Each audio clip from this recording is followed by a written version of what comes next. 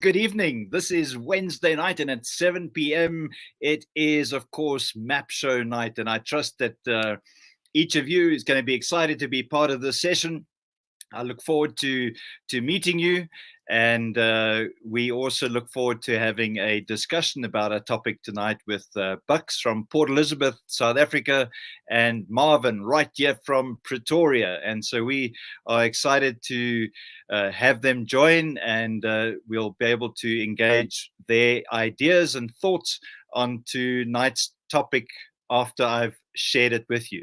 Before I get started, I want to just remind you that on the 30th of September at 9 a.m. in the morning is going to be our MapCon, and you are welcome to join us online. It's going to be an online session, a number of speakers, and our focus is to make life purposeful. If that's something that excites you, that you might be passionate about, please join us. It'll be wonderful to share with you, to get your insights and thoughts on the various speakers' messages. So tonight, our topic is Mind Matters. When I was younger, I remember being taught the idea of mind over matter. But tonight, I just thought I would like to talk about this theme, Mind Matters. And the reason I want to speak to you about that is because I spend a lot of my time in thought and thinking and deeply considering different ideas that people have, different philosophies, different concepts, different systems.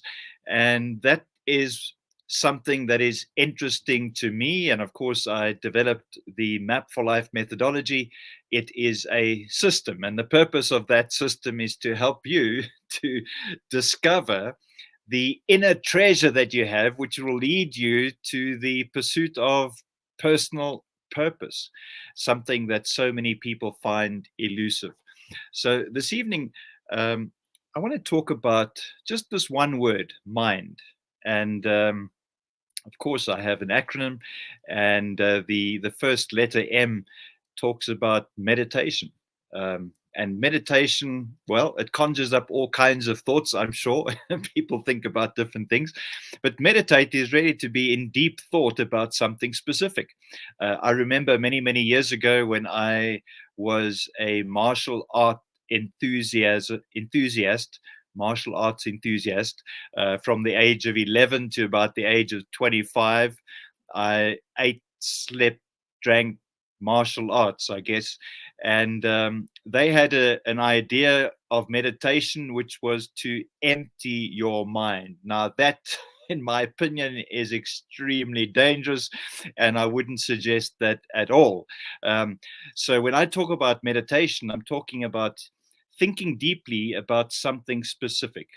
And, today in the world that we live, it is becoming more and more difficult for people to meditate. And I've used a word there that I shouldn't be using, which is the word difficult. I think the way we live our lives today results in us being more and more busy doing things or digitally engaged, engaged in things that really don't matter. Maybe you spend hours and hours watching viral videos of, in essence, nonsense stuff, just to be entertained, to get your mind off the things that the world is requiring you to think about. And there's less and less time that people are devoting to or dedicating to thinking deeply about life, and more importantly, the meaning of life and more specifically, the meaning of your life. So, what is it that we should meditate on? Well, I began meditating on scripture. That's a great place to start. You might find there's just one verse of scripture that you can meditate on, and the more you meditate, the more you think about something, the more profound the insights that you have. And so, meditation certainly leads to insights, which is what the I stands for, and inspiration. I also used to, at a very early stage in my career as an engineer, collect quotes. And those quotes found their way into Map for Life.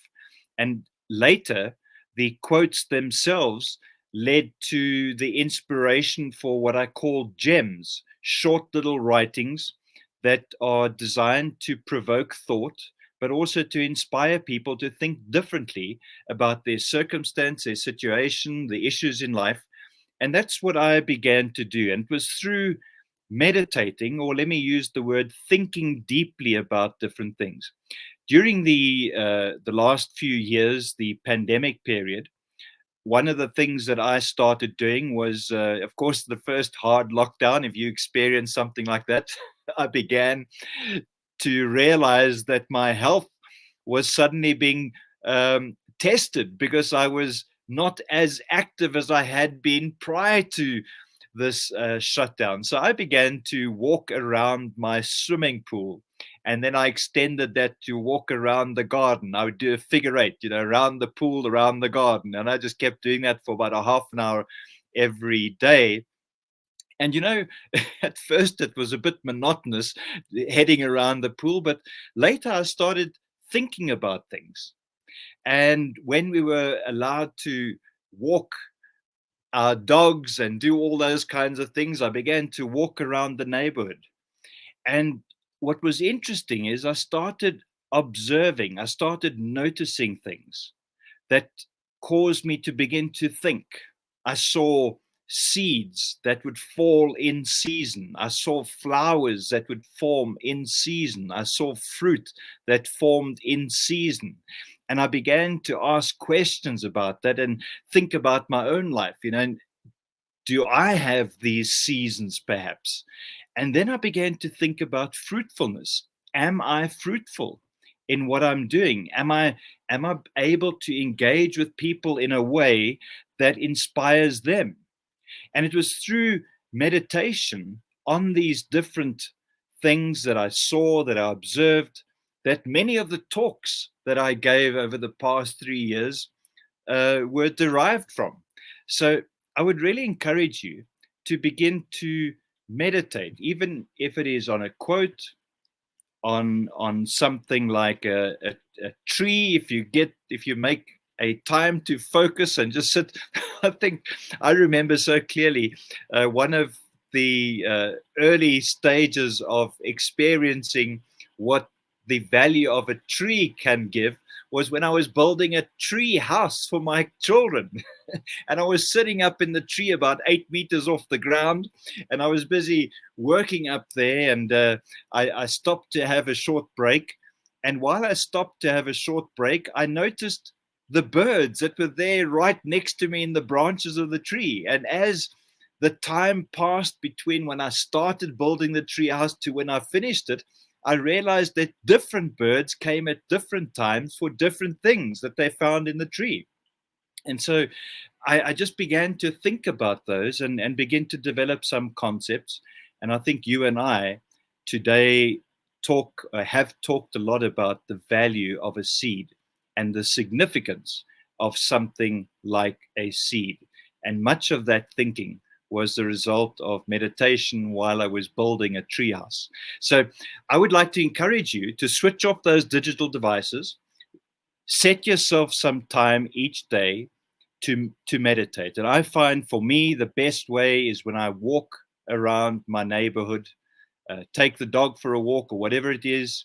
Make sure the walk is long enough so you can get away from all those other thoughts that are going on in your mind, and you can begin to focus on the things around you. And I think that meditation leads to insights, it leads to inspiration, which really enables noteworthy discoveries. So the MIND for Mind Matters is meditation inspires noteworthy discoveries. If you find that you have been in a drought in terms of ideas, if you've got into some form of monotony, getting up on Monday morning just to go and work for someone else, and you look forward to Friday so that you can take off and enjoy a weekend, and you just start again on Monday, if you've got into that kind of monotony, if you can't wait for the end of year holiday, whatever that might be, I think a good thing for you to begin to do is just take some focused time to think about things that you don't normally think about. Why did I use the word or the title for this evening as Mind Matters? Well, you know what I've realized is that everything that exists, everything that I can see with my naked eye, as I look around the studio that I'm sitting in right now, as I look around outside the property that I live in, when I travel around, everything that is defined as matter actually began as an idea, as a concept in someone's mind. Imagine that. I mean, the spaceships that Elon Musk is building right now began as an idea in someone's mind. Not even his mind. It was a long time ago. The idea of sending a rocket out into space was a concept in someone's mind. The clothes you wear, the car you drive, the house you live in, the bed you sleep in, all of these physical things, all of these things which we call matter, actually began in someone's mind. I mean, if you really think about this, this is phenomenal. It means that the thoughts that you and I carry in our mind right now have the potential to become real, tangible, physical things. You might have an idea I was talking to one of our members just an hour ago. He's an athlete, a long distance runner, and he was talking about the dream of developing sport in our country. And he's passionate about that. And you know, that idea that's in his mind right now is going to be a reality. In fact, it is already a reality. We just don't see it. But because it has been conceived in his mind, the process of manifestation has begun. So your meditation is the beginning of the manifestation of the very ideas that you have. And I want to encourage you to take this seriously, because the one thing that keeps us from manifesting the ideas that we have in our mind are the negative thoughts that also enter our mind. I don't know if Marvin and Bucks enjoy music. I certainly enjoy listening to music. I know Marvin plays the keyboard. I mean, he's wired for music.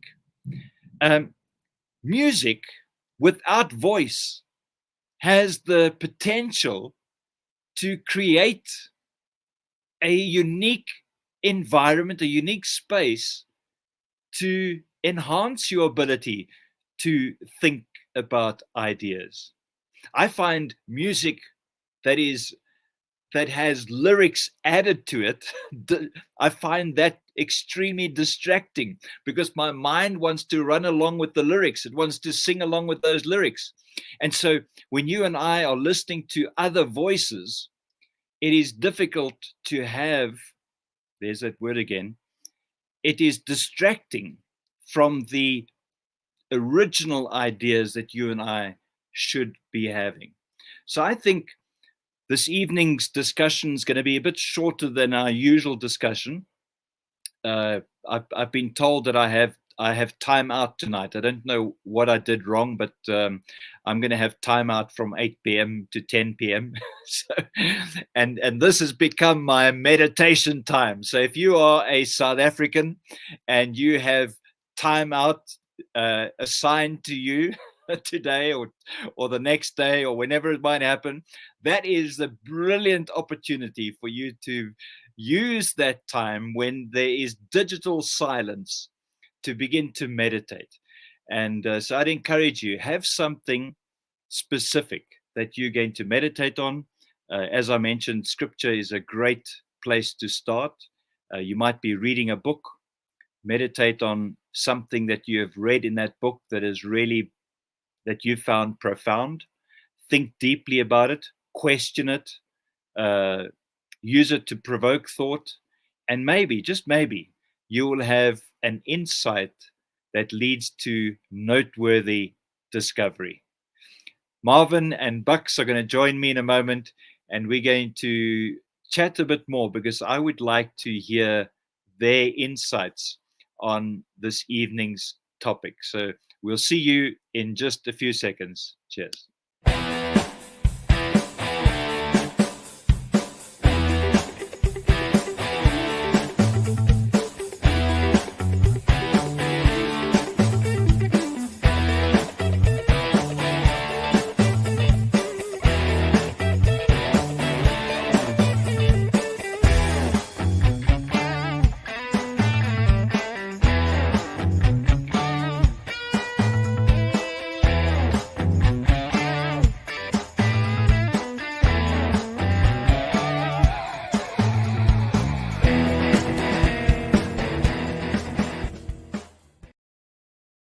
Well, there we are. We are back, and Marvin is going to be joining me in a moment. I see he's just getting himself into a well-lit position. Strange things happen here in South Africa, and we've. I remember Dr. Yona saying something very interesting, and that was that we should kick darkness until it bleeds light. Marvin has just mentioned to me that my signal may be coming through a little bit broken. That is possible. We're having network issues around the country. I'm aware of that. I certainly am not picking it up on my side, but if you are, I apologize so far.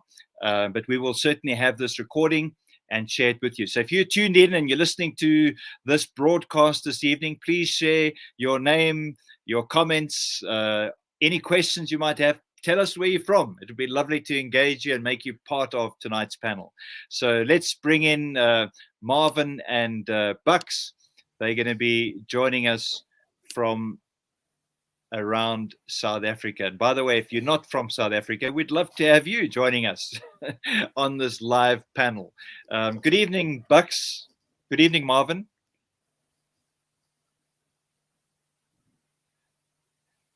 This is exciting. So, Marvin, I don't have any audio from your side, so we're going to have to try and resolve that if you can fix it on your side.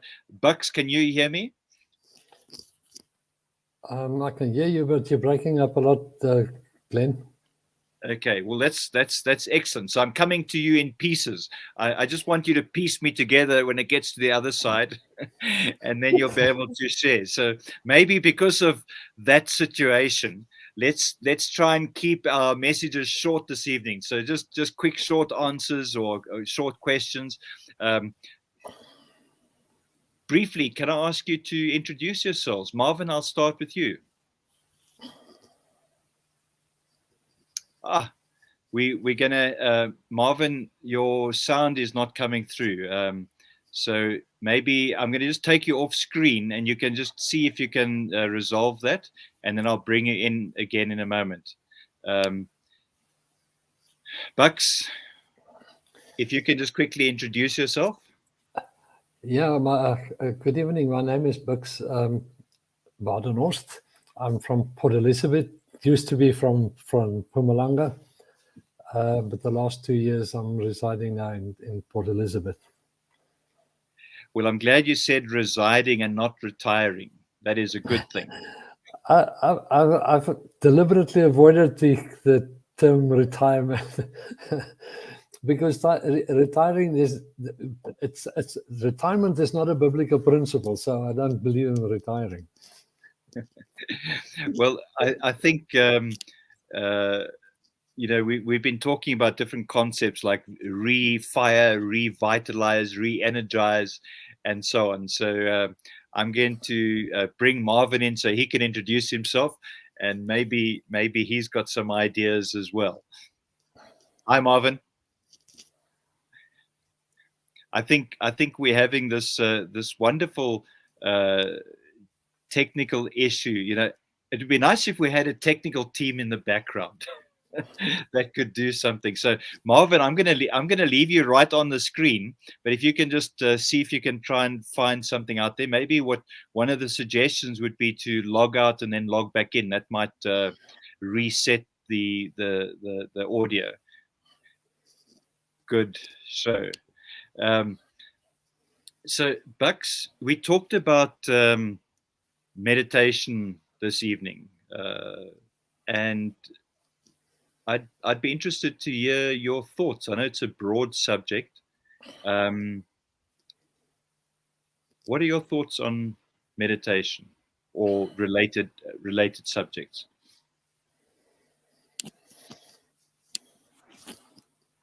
You want me to respond, Glenn?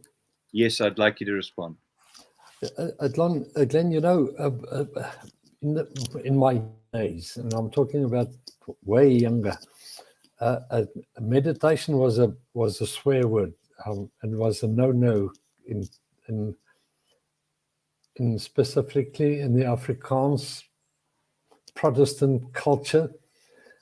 Meditation was seen as something bad, but I believe in meditation. Now, I've got two specific times where I really meditate. Is when I work in the garden, yes, and when I'm running. That's my real meditation time. Apart from my normal quiet time, I spend a lot of do a lot of meditation in my quiet time. But when I'm running, it's a meditation time for me. And I work in the garden; it's a meditation time for me. So I think a lot of stuff when I run and when I work in the garden.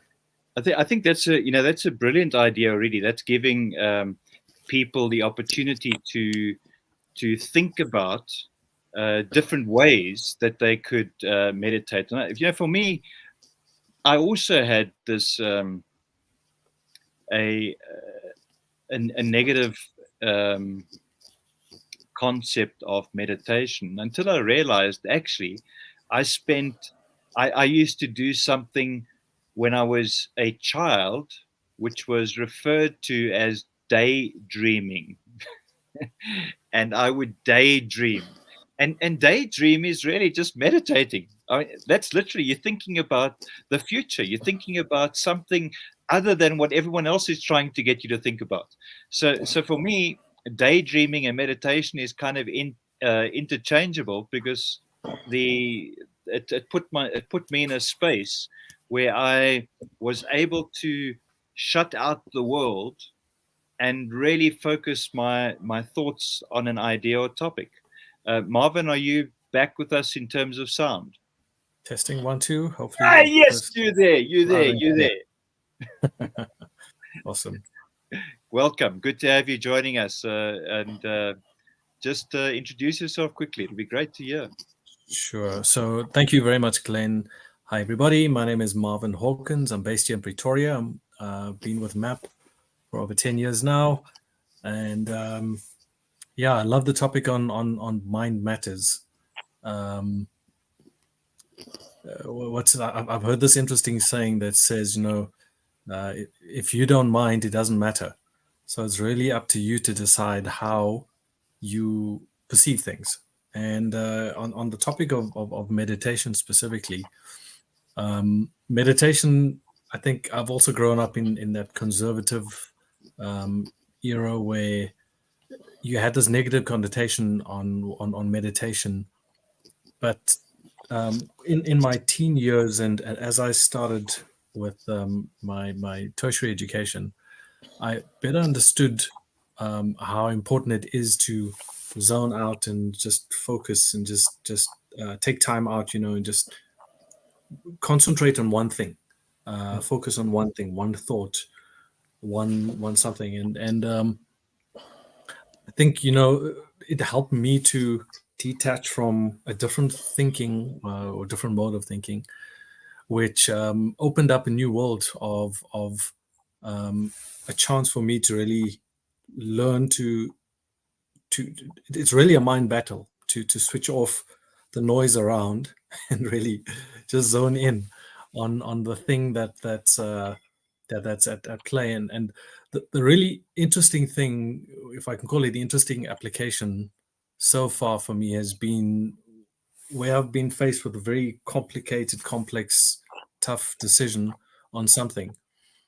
I've often kind of parked it and left it there and come back to it after rethinking it through, and all of a sudden it's like different ideas now start coming up when you actually zone in and focus on whatever it is.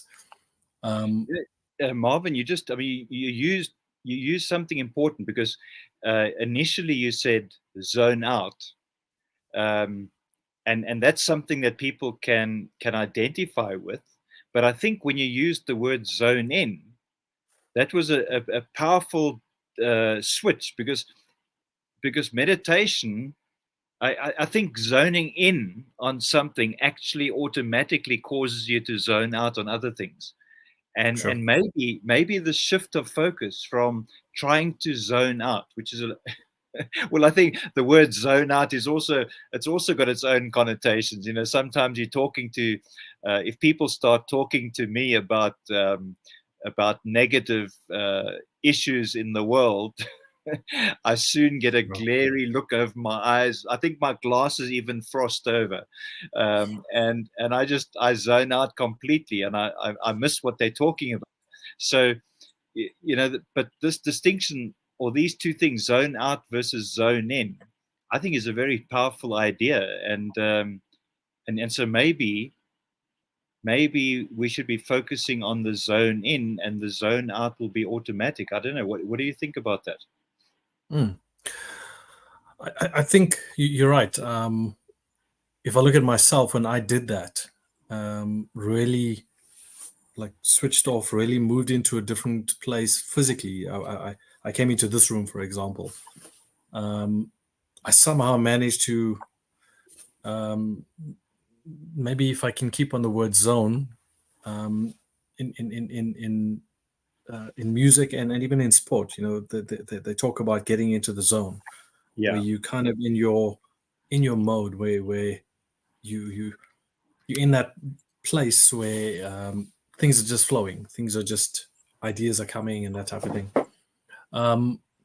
It's important to actually make that shift and make that change. And I was really intrigued when you took us back in the talk about Tutu, when during the time of lockdown, when we were forced to stay in a specific place, and we were actually forced to have to zone in, if I can put it in that sense.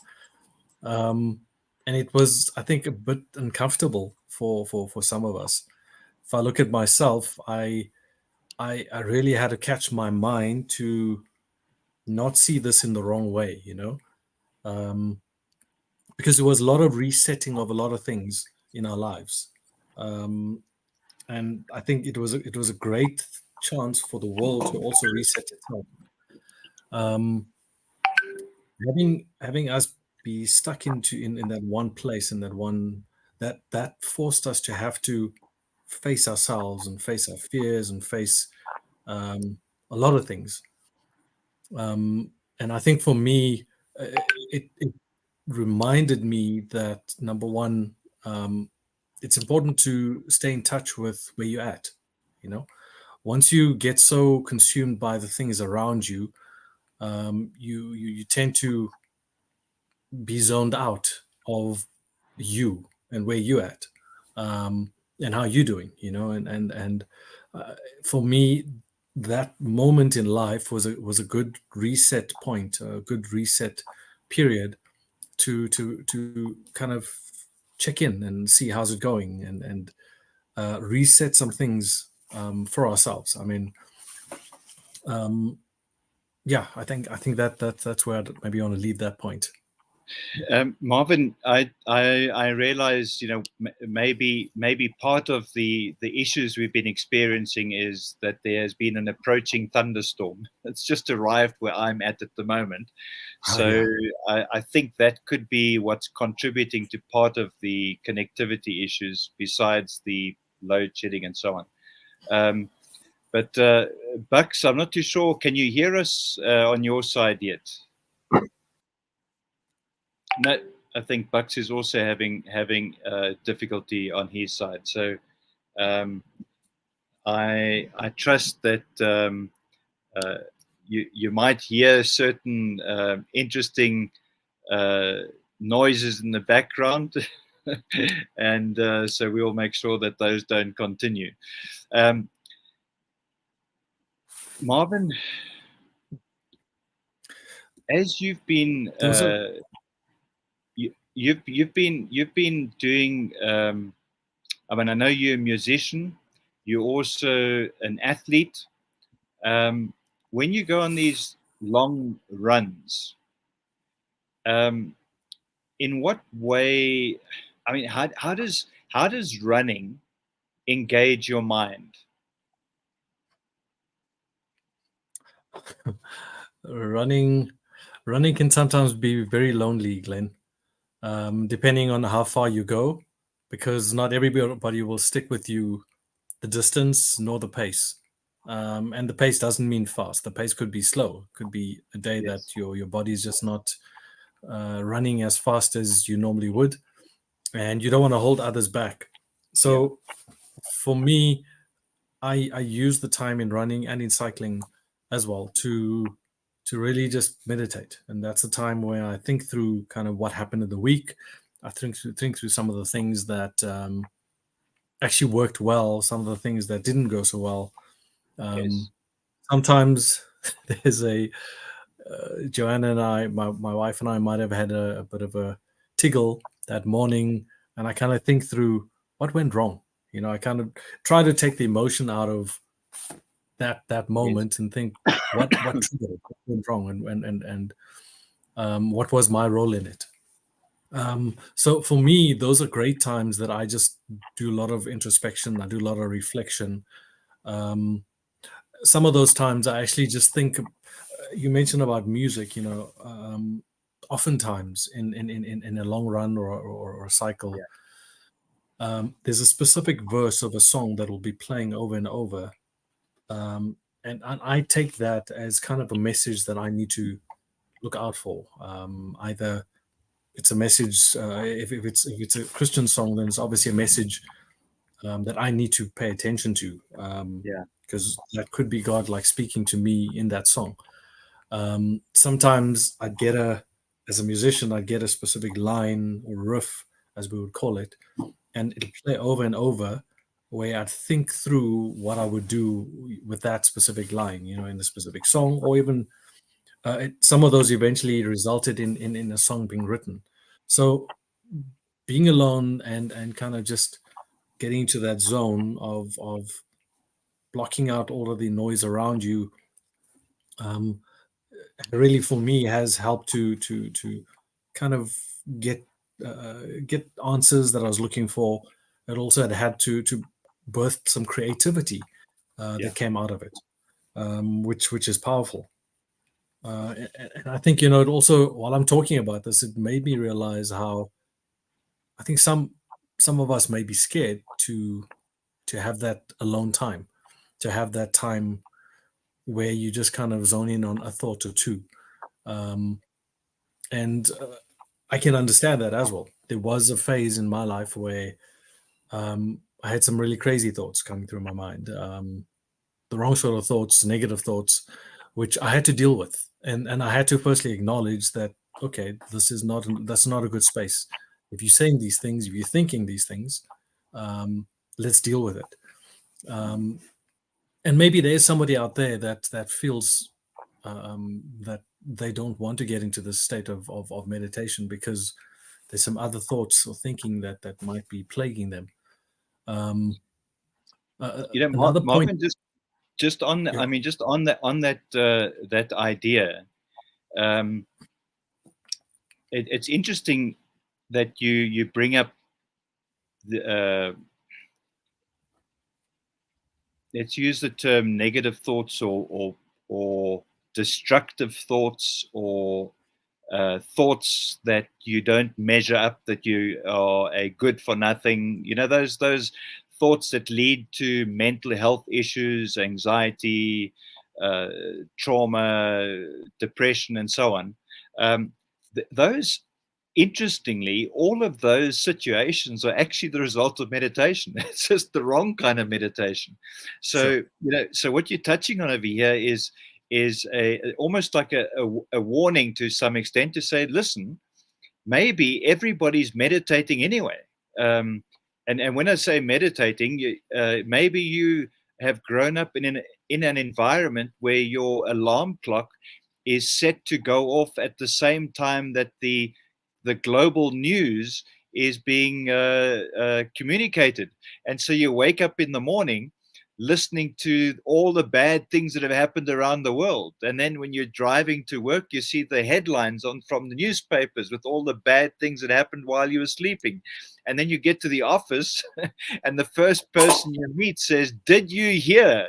And they repeat the bad news that's happening. And you find the entire day maybe going by where you're meditating on what the media has sown into your mind. And as a consequence, you yourself are feeling depressed, you're feeling anxious, you're having all of these other kinds of issues.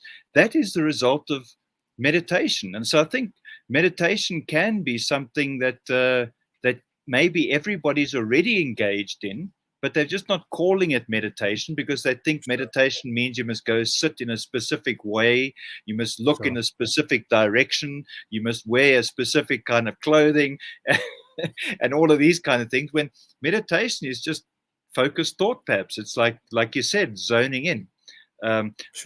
Passmore just shared a comment. I don't know if you won't be able to see it on your side unless you've got I see it. YouTube open. Yeah, do you want to see what did he say there? Can you read it? He says, I recommend the reading. It says The Shallows, How the Internet is Changing the Way We Think, Read, and Remember by Cal Newport. And he says, point number 2, Digital Minimalization, Choosing a Focused Life in a Noisy World by Cal Newport as well. I mean, that's just Passmore. Thanks for sharing that. I think there are those two books are specifically dealing with the digital age, I guess, and we talked about that briefly in the beginning about the digital noise that we experience. There's another interesting book along these lines that may be worth mentioning. So for those of you who are joining us or perhaps watching this recording, there's a book called Digital Cocaine. Digital Cocaine. I met the author, but I can't remember his name, so forgive me.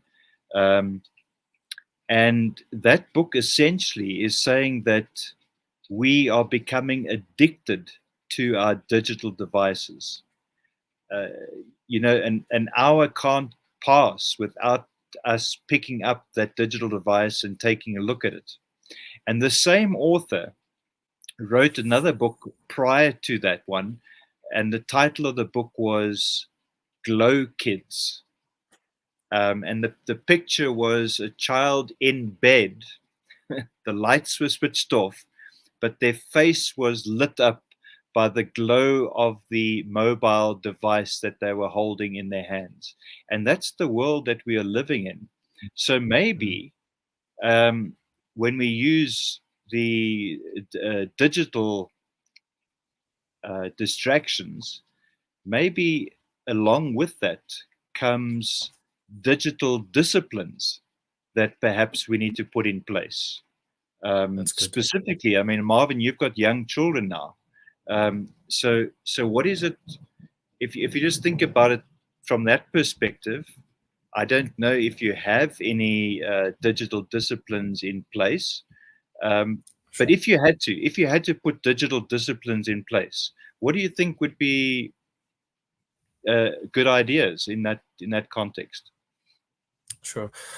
Both my wife and I are very strict with the kids in terms of the amount of screen time that they get. And screen time would be sitting in front of the TV, would be in front of a computer, would be in front of a cell phone or a tablet. And even though it might be playing a game that's educational, we're still quite strict in terms of the amount of time. And we limit the kids down to 40 minutes. I think with my daughter, who's a little bit older than my son, she has a little bit more time. But also, some of her extramural activities include online sessions like this, doing extra math. So it's been interesting to try and find that balance, especially when the one child feels like the other's getting more screen time. But Yeah. I mean, contextually, it's different, you know. We've seen friends and family that haven't put some of these rules in place, and we see how the behaviors are a little bit different in their kids, where they a lot more demanding of wanting to be having that cell phone or tablet, etc., and they do battle socially to connect with people face to face. We actually, as a family, extended family, we actually had to catch ourselves last year. We were all sitting in the lounge, and we all on a cell phone. We took a screen, kind of a selfie. We all on our cell phones, chatting to the world outside of the people around us. You know. Eventually, my brother sitting next to me, he'd send me a WhatsApp, "Hi," and I'd reply him, "Hi." You know, and it became a bit of a joke just to get us out of that zone. I think it's something that affects all of us, Glenn. It's really, and it's something that even our pastor had touched on over the last 3 weeks now, where he actually said, turn the notifications off. If you're going to come to church and you're going to use your device to take notes, turn the notifications off, because it's in those notifications that is what distracts you. One of the things we've been focusing on at church also is about prayer, focusing on prayer and spending that quality time in prayer. And it's not about being Christian and that, but it's actually just such a great lesson for us to, when you want to zone in, switch off the notifications. I mean, I remember when I was still studying, if I had notifications on, it would be super distracting. If I'm in an online business meeting, I've got to switch off my WhatsApp notifications and email notifications, because sometimes while I'm presenting on my computer, those things come up and it's distracting for both of us in the meeting, you know. So, I mean, even between my wife and I, we often have to remind ourselves not to use the phone in the room. Otherwise, we disconnect from each other and we're chatting to the world around us. So I think it's a rule that we all need to look at applying. Because Marvin, you know, it's very you just sorry to interrupt there. I was, you know, I was just there's a poster that I saw some years ago, and it was two mothers sitting on a bench in the park, and the one mother was on her iPad or whatever, tablet or something. I don't know what the right terminology is, and the other mother was reading a book, and the one that had the digital device in their hand was asking the other mother, "How do you get your child to do that?" And the mother who was reading the book, her child was sitting in the park on the grass reading a book. while the one with the digital device, her child was sitting and watching a movie on their digital device. And I think, what you're saying right now is setting the example. As a parent is probably one of the most important things. And I think the rapidity, I mean, how rapid the digital environment has come upon us has resulted in the adults not adapting fast enough to set the right example for their children, because this is such new technology. We engaging and learning in it and finding it entertaining, and without realizing it, we are demonstrating through our own actions what our children think is normal. And I've found recently we had a German Shepherd join us in our home. And nice. if I was working on my laptop during the day, because I have a home office, if I was working on my laptop, which is what I do most of the time during the daytime hours, my German Shepherd would come and stick its head right in between the screen and me, because it didn't like me giving all the attention to the screen. It wanted the attention, and I think our children are even more so. So just something that we did as a family, and it seems like it's almost like a pipe dream today, but we just said, our children can't have a digital device until they're 12 years of age, and they can't join any social media until the age of 16. And that might sound a bit dramatic, but my children were some years ago, so it was different then. I can't imagine what it must be like today. But the one image that did come to mind, and maybe you can talk to this, was when you go to places like Japan, they have a space at the entrance to their house for your shoes. And you leave your shoes there and you walk in bare feet or in your socks. Or you put on another pair of slippers and you walk in the house with those clean shoes. And I was just wondering if there wasn't maybe an idea to have a very special rack at the entrance to your house where all your digital devices get charged and they remain there until you leave the house, so that in your home you're not distracted by these things. How would you feel about doing something like that? Well, I mean, interesting enough, when we have dinner, we have a rule in the house: no phones. And it's one, I think, probably 80% of the time, 90% of the time we manage to follow. And even those that come and visit and have dinner with us follow that rule. And I think a nice touch would be to put a basket. We have a little table as you walk into the house. Put a basket there, and that's the place for your cell phone. Or whatever sort of mobile device. I think it's a very good idea.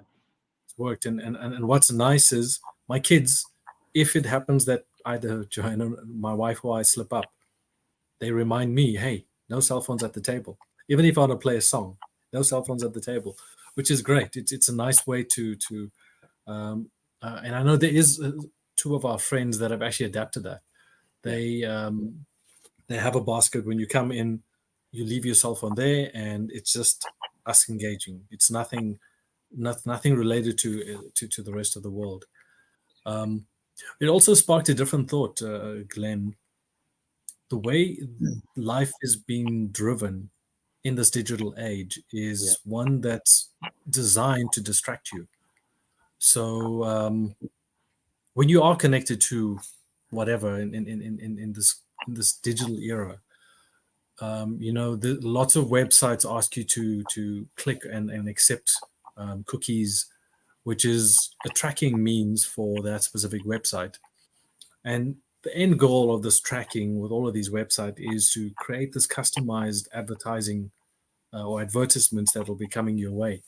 So even at that level, the goal there is, as you walk into the mall and you walk past a television, a specific ad that has your favorites of whatever would come up with those. So I mean, it's interesting that we're saying we should meditate and switch off, but the world is pushing a lots of things to distract us. And I think we've got to become intentional, like this example of putting your phone in a basket and not using it, at a certain time.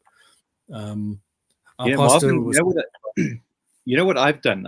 This device of mine for the last 4 years, it has been on not disturb mode. Is that what it's called? do not disturb. I can't remember now. It's such a long White time mode. ago that I did it. I had to go to the settings, and I found a do not disturb mode, which was on from 10 p.m. until 6 a.m. Originally, but I made it permanent. And so, because I was being distracted, not just by Facebook, WhatsApp.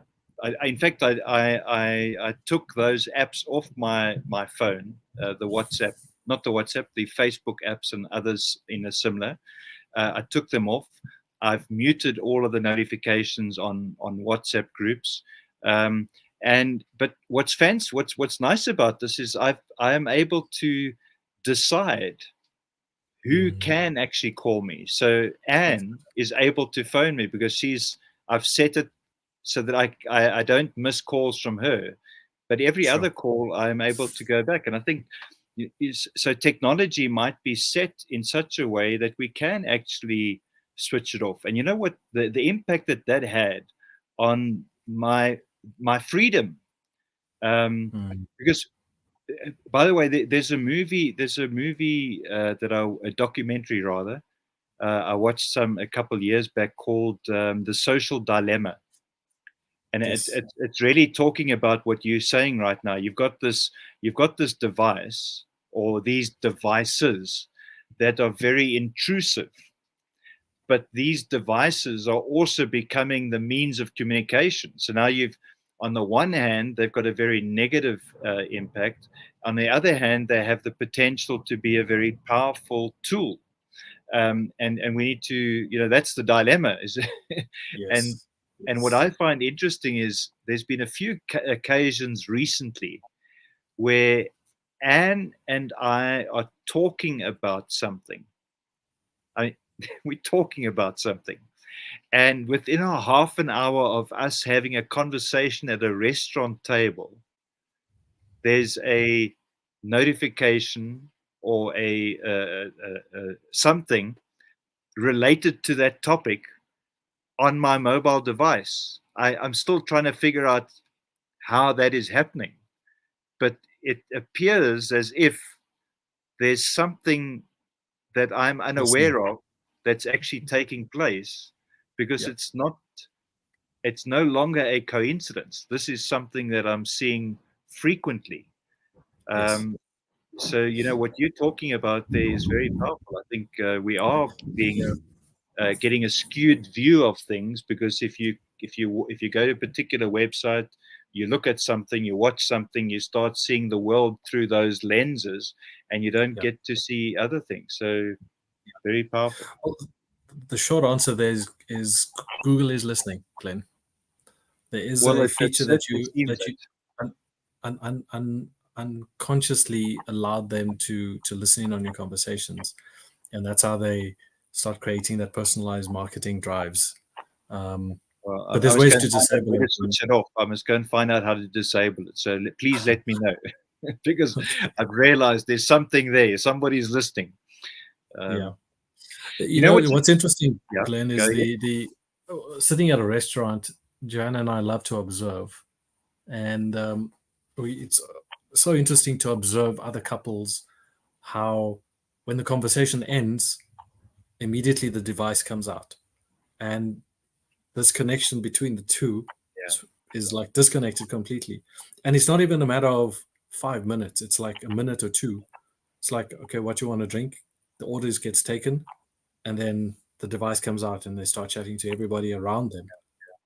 And it's a reality of life, this thing of being disconnected from the person that's right in front of you. We yearn to be in contact with and have that intimacy, but at the same time, you got this urge to want to tell others what we're doing Yeah. and break the connection uh, of that intimate moment, you know. And I see this as something that happens even when with families around. We saw one couple where this happened, and then we saw another table where there was a family of 3 or 4 kids, and the parents, and everybody's on a device. Or Yeah. the dad is watching the rugby, uh, and the others are kind of disconnected. Nobody's engaging, you know. So I think, you know, we've got to become, like you're saying, intentional to have to zone in, intentional to have to not get distracted. Um, I was listening to a talk last night by a gentleman called Myron. Let me just check again. Myron Golden. And his talk was about don't let your distractions destroy your destiny. And it was such a powerful talk about how easy it is to get distracted by many things. And he also touched a bit on meditation, and how important it is to have that time where you get into the zone and just focus. Um, and that's kind of what I'd be using the definition of meditation in this context, is to really switch off from everything else and get into that zone of doing whatever you need to do at the time. If it be Yeah. just quiet time, if it be a specific task that you need to get done, if it be preparing for a meeting or preparing for whatever, and not inviting everyone else in to be part of that and let them distract you.